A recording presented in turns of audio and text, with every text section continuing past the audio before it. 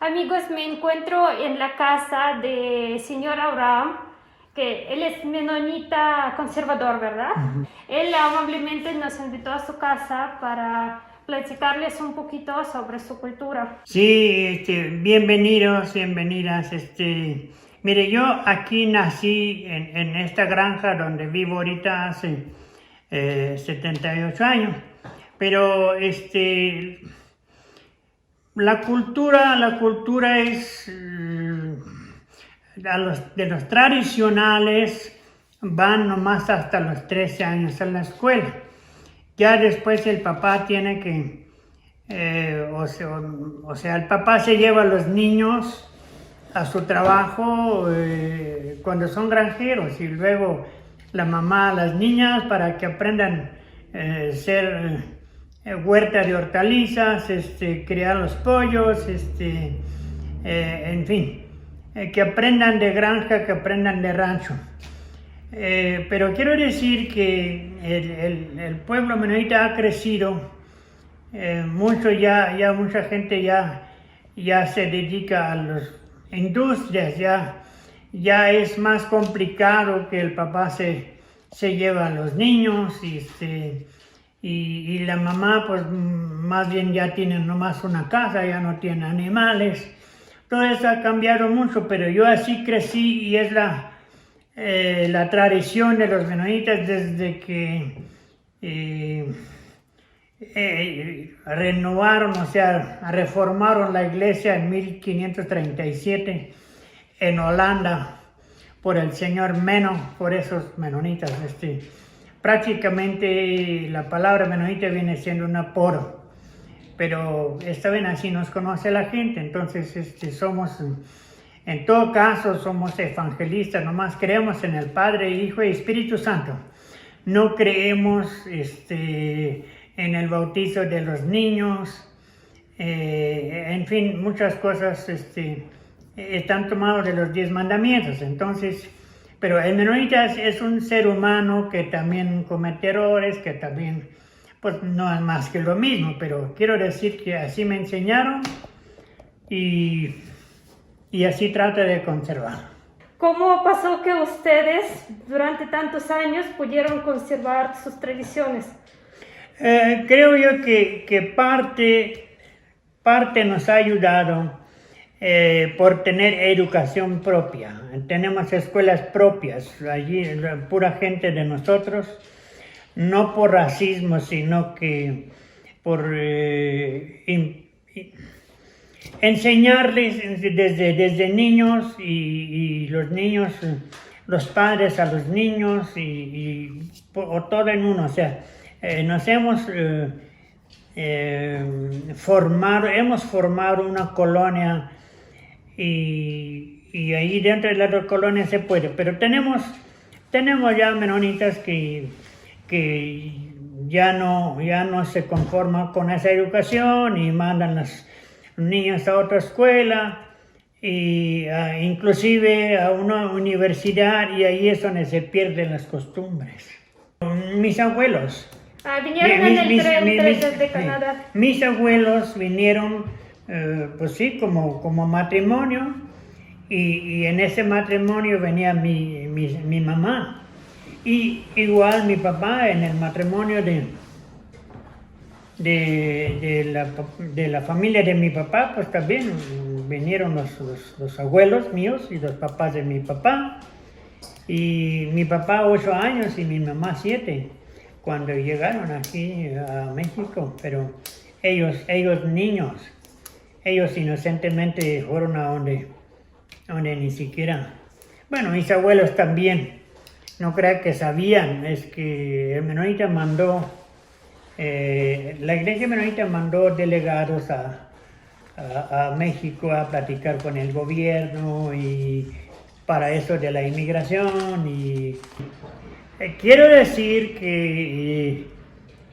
que cuando en 1537 en Holanda un señor Meno Simón reformó la iglesia y de allí surge todos los menonitas, ya ahorita somos poco más de 1 millón en el mundo. Y desde entonces ha habido problemas con los gobiernos porque la reforma consiste en no prestar servicio militar. O sea, para prestar o para matar, mejor que nos maten. Entonces, eso quiero decir. La Biblia dice, si te pegan en una oreja, te pongo a la otra. No es tan fácil así, ¿verdad? Pero quiero poner el ejemplo. Entonces, eso ha sido el motivo de que tuvieron que salirse de Holanda. Y 250 años en Prusia. Pero también ya se llegó ya en Prusia, también ya 250 años ya, pues ya cuentan, ¿verdad? Pero también ya al último ya no quiso aceptar más esas normas. Ya el menonita, ellos querían que el menonita sirviera en el servicio. Entonces eso ha sido el motivo de la inmigración de un país a otro. En 1774-76 llegó el primer grupo de menonitas a Rusia, pero 100 años después ya el gobierno de Rusia ya no quiso aceptar esas normas y por lo tanto fueron invitados por Canadá, porque el menonita tiene, no me gusta decirlo, pero tiene fama de ser campesino. La fama mucha gente ni lo sabe, ¿verdad? Pero la fama consiste en que son muy ambiciosos. Entonces, eso es el motivo de que son buenos para la agricultura. Entonces, fueron invitados por Canadá. Ya en 1874 llegó el primer grupo a Canadá. Entonces, el menonita tenía su privilegio de no participar en el servicio militar y por lo tanto no fueron, y los soldados de Canadá sí tuvieron que ir. Se acaba la guerra y los mismos soldados obligaron al gobierno a cancelar ese privilegio porque, en fin, pues viviendo en Canadá, pues, y eso fue el motivo por el que entonces el gobierno, cuando le preguntaron al gobierno de México, le pidieron el asilo y el privilegio de no participar. Y entonces, tocando el tema de que éramos agricultores, entonces el presidente de México dijo exactamente eso es lo que necesitamos en este momento porque nos hemos destruido físicamente y psicológicamente también porque por la revolución. Necesitamos gente de paz y que trabaje en la tierra porque necesitamos comida. Eso fue el motivo por el que el gobierno aceptó la inmigración de los menonitas a México. Estamos ya después 98 años.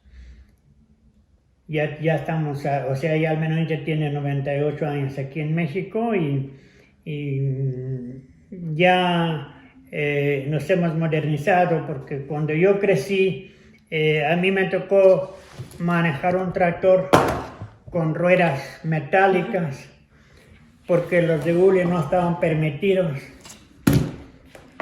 Después, cuando llegó la economía, hizo caso omiso a la gente y poco a poco nos hemos modernizado. Pero seguimos todavía con restricciones. Por ejemplo, la mujer menonita no debe llevar pantalón, así como usted. Y después de que se case, debe tener tapado el vello y, en fin, todavía hay normas, pero ya no somos tan tradicionales, tan conservadores que éramos cuando yo crecí. Porque cuando yo crecí, el transporte eran caballos, buggies, o sea, calesas que le llamamos. Y ahorita ya son automóviles, ya. Y no había, no teníamos, o sea, la iglesia se oponía a la luz eléctrica, teníamos pura lámpara de petróleo, y total, yo llegaba, se me pegaba el trabajo en la tierra o en algún otro lugar que andaba, ya regresando yo tenía que prender una linterna de petróleo para atender mis animales, o sea, así crecí yo, y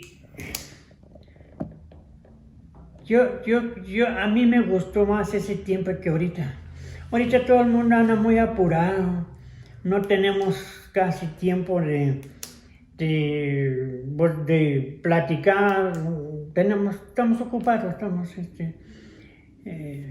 pero total, es el ritmo de la vida. Pero usted toma bien esta parte que hay muchos jóvenes que ya no quieren ser tan tradicionales. Bueno, más bien en la comunidad. No, yo no lo veo bien, inclusive mis nietos. Yo no lo veo bien. No, pero pasa una cosa, miren, tenemos gente que tiene muchas tierras y tenemos gente que ni tierras tiene. Entonces eso consiste en que la gente joven, los que inician su vida real, por decir ya después del matrimonio, no tienen tierras porque otro lo abarcó. Entonces eso es lo malo dentro de la comunidad y no me quieren entender a mí. Bueno, pues ¿quién soy yo? ¿Verdad? No tengo ningún puesto, no soy ministro, no soy nada, ¿verdad? Pero no me hacen caso a mí, yo les digo que eso es malo, de que mucha gente tiene muchas tierras y otros no tienen nada. Ahí está el problema de que la familia ya tiene que iniciar otro tipo de trabajo y para otro tipo de trabajo necesita otro tipo de educación y para otro tipo de educación necesitan mezclarse con otras culturas. Entonces el problema está ahí, el problema no está en la gente joven. La gente joven no tiene la oportunidad, muchos no tienen la oportunidad. Tuvimos la invitación de Rusia, ya que de eso se trata. Pero fueron un grupo le llamamos delegados, que hará cosa de unos 10 años, más o menos. Y les gustó mucho la tierra, ahí donde fueron invitados, otra vez de vuelta, pero no les gustó el sistema, ¿cómo le quiero decir? Del gobierno, pues. Político, sí. Les gustó mucho y fueron invitados por una provincia, aquí se llamaba estado, no sé, aquí se llama estado, no sé allá cómo le llaman, ¿verdad? Pero quiero decir que en ese estado donde fueron invitados, el gobernador y todo estuvo muy de acuerdo, pero todavía faltó el federal. Pero de todas maneras, allí vieron ellos que había muchas cosas que no coincidían con... no se me grabó, ya hace como 10 años que fueron esos delegados y entonces yo platicando con ellos me dijeron más o menos cómo lo habían encontrado, pero que terrenos de tierras de primera. Sí. En Brasil hay mucha gente rusa que es comunidad Staraviere, no sé cómo traducirlo en español, pero los que, bueno, sí, traduciendo es los que creen en lo antiguo, y a ellos sí pudieron convencer a un porcentaje de ellos regresar y trabajar la tierra rusa. Algunos siguen en Brasil y otros pues dijeron que vamos a intentar otra vez regresando a nuestra propia tierra. Aquí en este momento estamos aquí. Estos terrenos son 100,000 hectáreas, 60,000 en la colonia Manitoba y 40,000 en la ciudad. Esa fue la primera compra que se le hizo a una familia latifundista aquí de México, 100,000 hectáreas. Esos ya son brotes después. Quería yo preguntar también sobre el idioma que hablan aquí. Tengo entendido que estudian alemán, bueno, español, algunos estudian inglés, ¿correcto? Pero tienen todavía otro idioma que es como dialecto de ustedes que hablan entre familias. ¿Usted habla alemán? No, yo no hablo alemán, todavía. Se llama, el idioma que hablamos se llama Plottisch, pero ese es un dialecto que que hablaron en Holanda en 1530 y tantos. Entonces, ese idioma ya casi lleva 500 años y la trayectoria por los países que ahorita les mencioné, ya llevamos algunas palabras rusas, al menos yo pienso. Yo no hablo ruso, ¿verdad? Pero sí pienso que llevamos ruso, llevamos inglés y ya 98 años en México ya llevamos español. Ya ese no es bueno, por cierto que un dialecto no es un idioma limpio, ¿verdad? Pero ese es el dialecto alemán bajo, es el que hablamos en los quehaceres. Y en los libros de la escuela, pero los niños es normal, el alemán normal.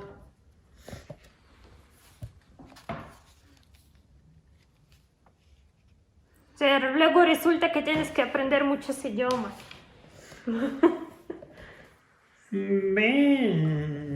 Aquí podríamos decir, como para un servidor, a mí me gustaría hablar 10 idiomas, no me gustaría hablar 4, pero me gustaría hablar 10. Pero sí, mire, el alemán normal, como ya les decía yo ahorita, los niños tradicionales van nomás hasta los 13 años. Nomás hasta los 13 años hablan el alemán normal.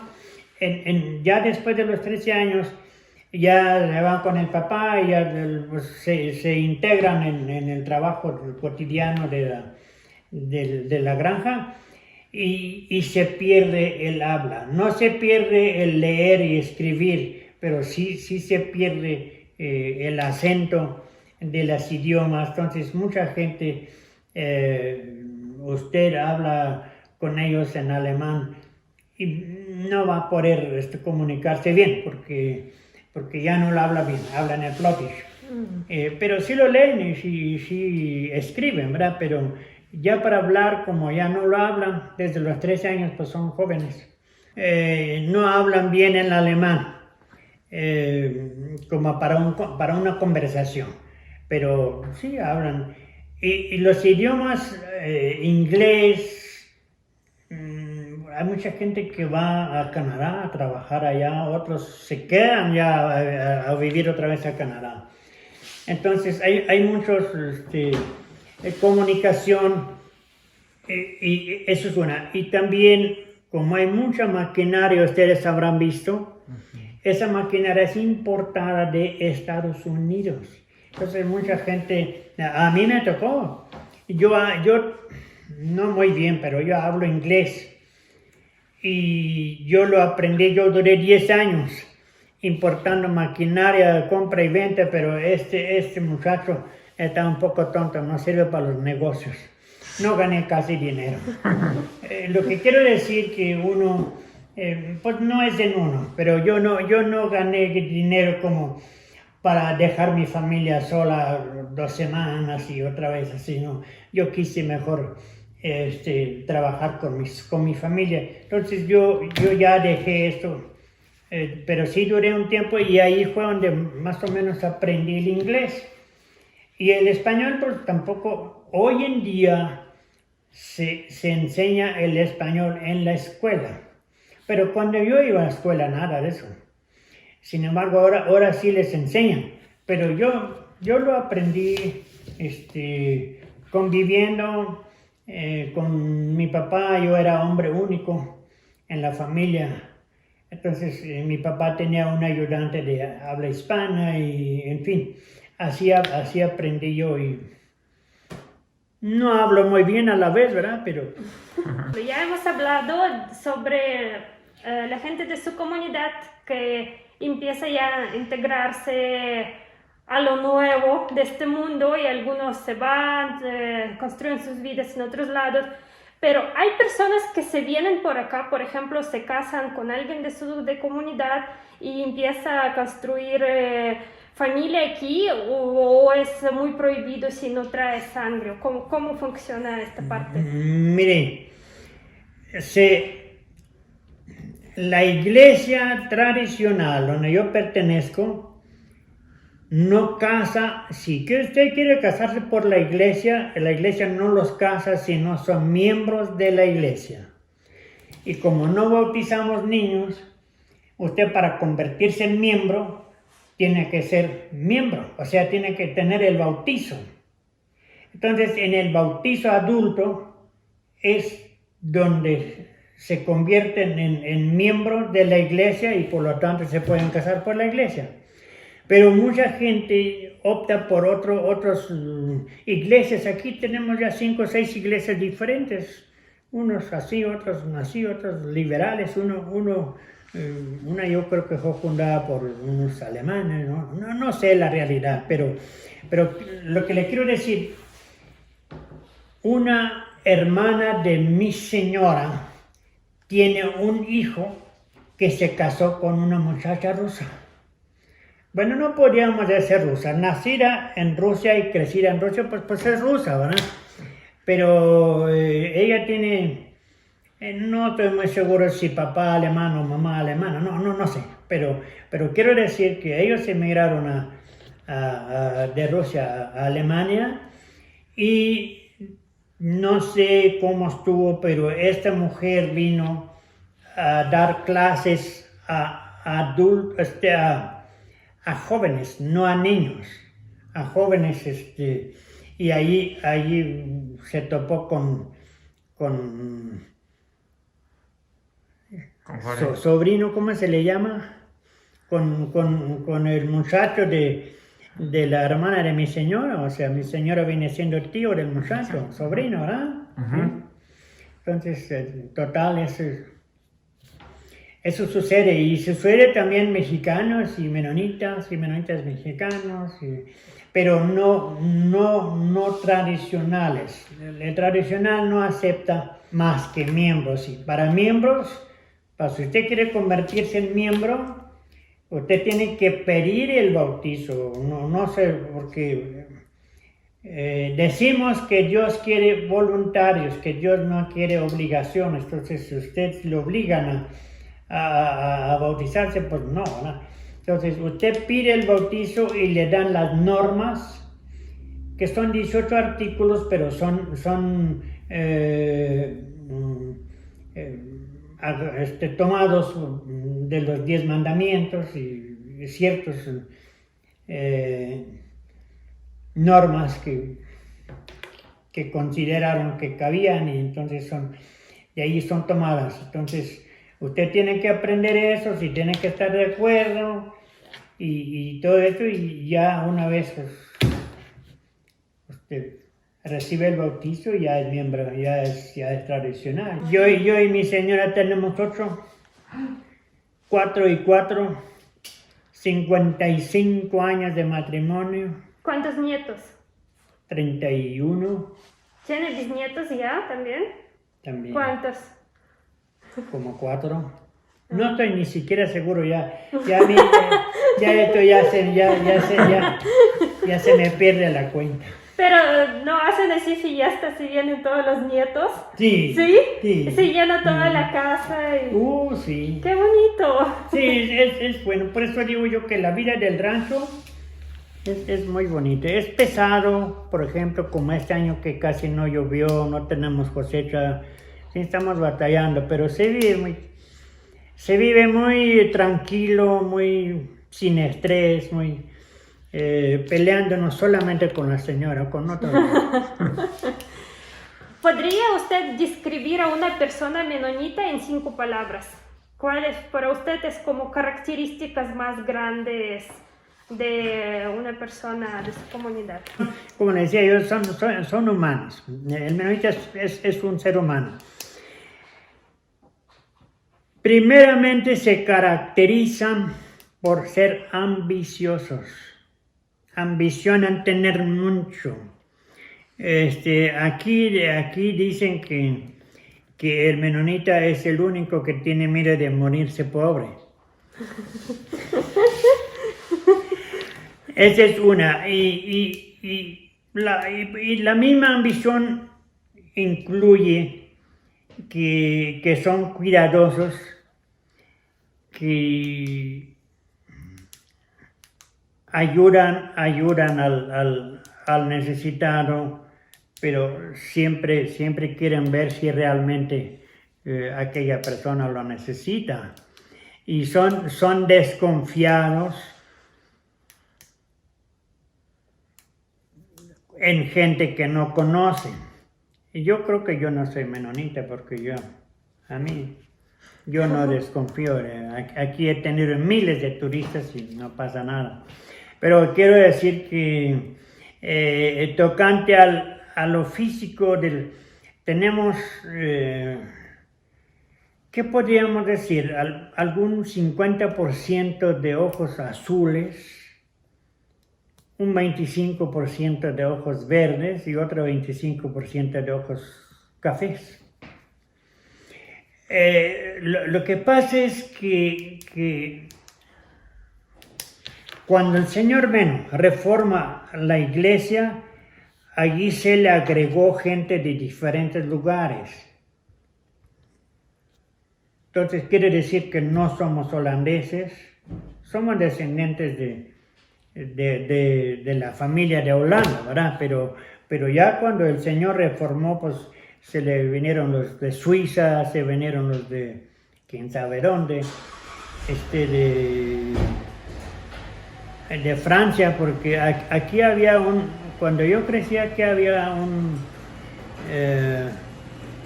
menonita medio loco, que le decían el francés. Quién sabe por qué, pero sí. Lo que quiero decir con esto es que el menonita adaptó niños huérfanos que los papás habían muerto en la revolución, entonces adaptaron niños que no tenían pues ni quién, ¿verdad? No sabían ni de quién eran y todo. Y de allí surge que el menonita no es un solo personaje, es una revoltura. Se caracterizan por ser trabajadores, cuidadosos, no depender del gobierno, precisamente porque no tienen patria.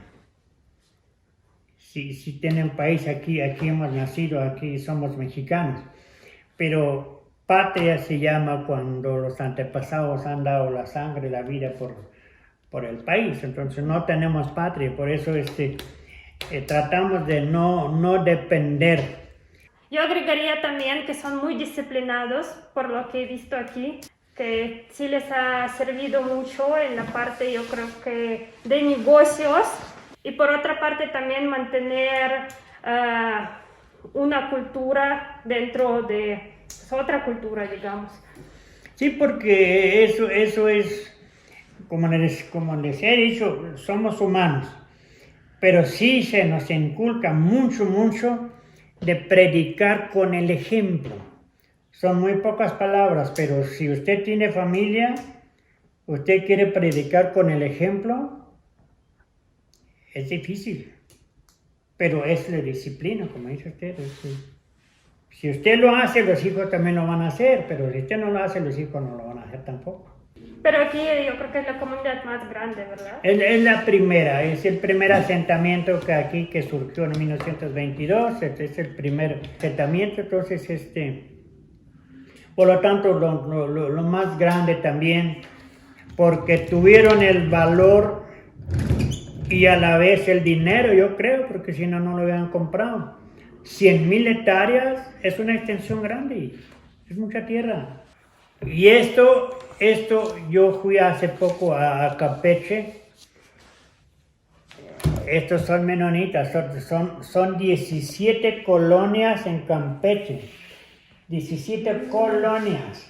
Pero son colonias chicas, son colonias de 100 familias o 120 familias, son colonias chicas, pero están en el estado de Campeche, también en Quintana Roo y en Belice. No, ya el mundo está contagiado.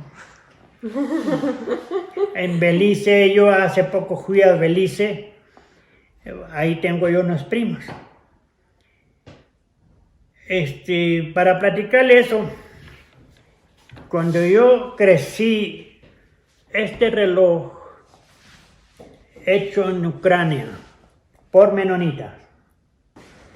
Entonces, ese reloj yo lo vi en la casa de mi abuela, aquí vivía en otro campo, aquí cerca. Y mi abuela quedó viuda, pues ya cuando yo tenía como 8 años, murió mi abuelo. Sin embargo, unos tíos míos, o tías, querían emigrar a Belice en el 58. Por falta de terreno y también por falta de, por tener más posibilidad de conservar. Allí mis primos todavía manejan esto, todavía.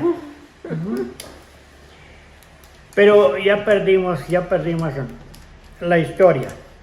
Total, en 1999 tuve la fortuna, la oportunidad de ir a Belice a visitar a mis primos.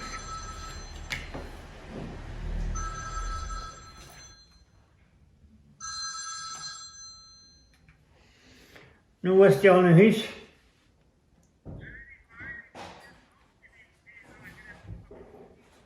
Nej, det är så då. Säger då i den här småstaden kom ju hus.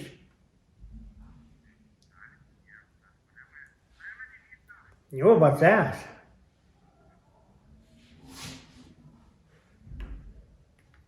Sí, ¿verdad? Pero si usa celular, Ya somos modernos.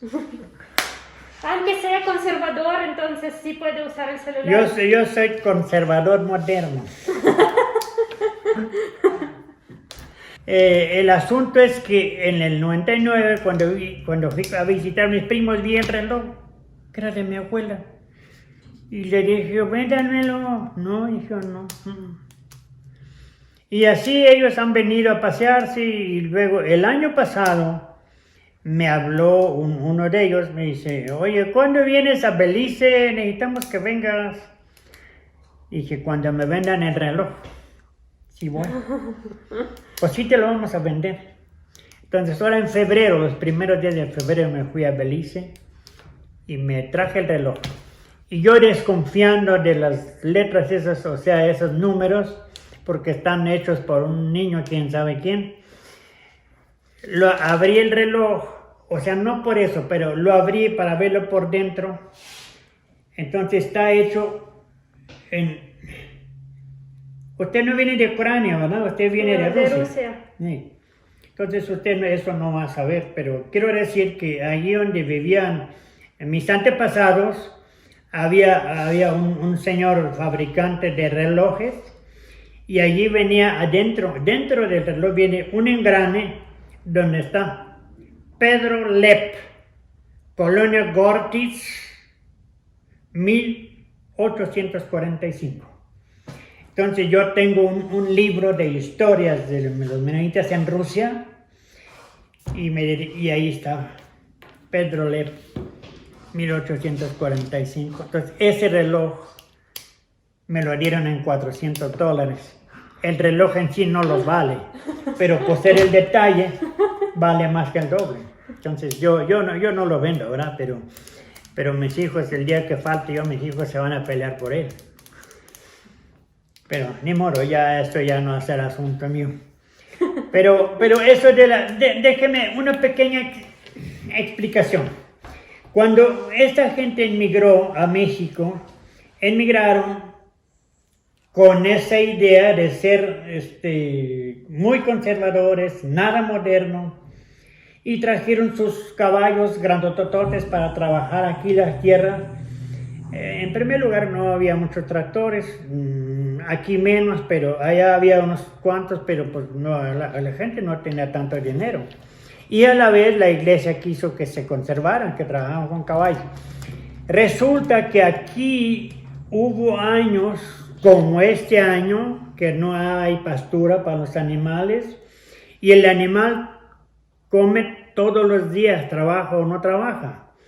Entonces no pudieron, con esos caballos no pudieron porque no tenían pastura. Entonces mataron a los caballos y entre 3, 4 campesinos compraron un tractor, lo hicieron trabajar las 24 horas cambiando de choferes.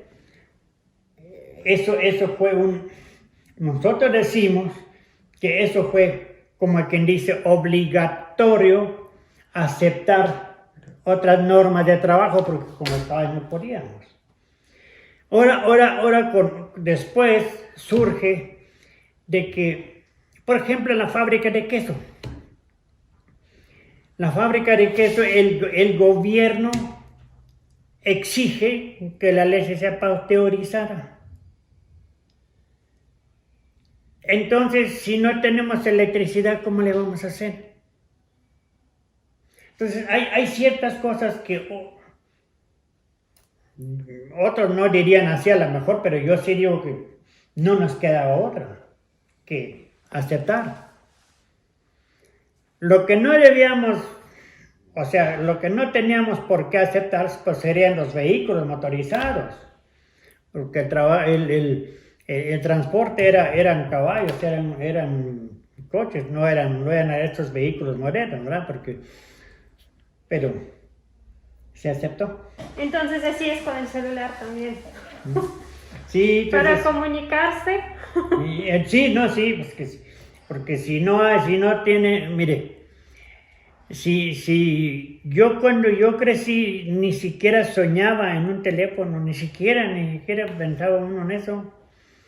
Y después, ya mucho después, empezaron ciertos campos a meter la línea del teléfono porque era por cable, no era como ahorita. Entonces, pues yo todavía tampoco, no. Total, se llega el momento de los celulares. Entonces, otra vez, si a uno le conviene, le pone pretexto. Entonces, para que me encuentre el turista, compro el teléfono, reparto mi número y así me encuentran los turistas, porque a mí eso me ha gustado. Entonces, obligadamente, Catarina. Bueno, muchas gracias por recibirnos en su casa. No, aquí está. Es un gusto conocerlo, platicar y bueno, yo creo que también para los que nos están viendo, usted les resolvió algunas dudas acerca de su comunidad. Pues muchas gracias.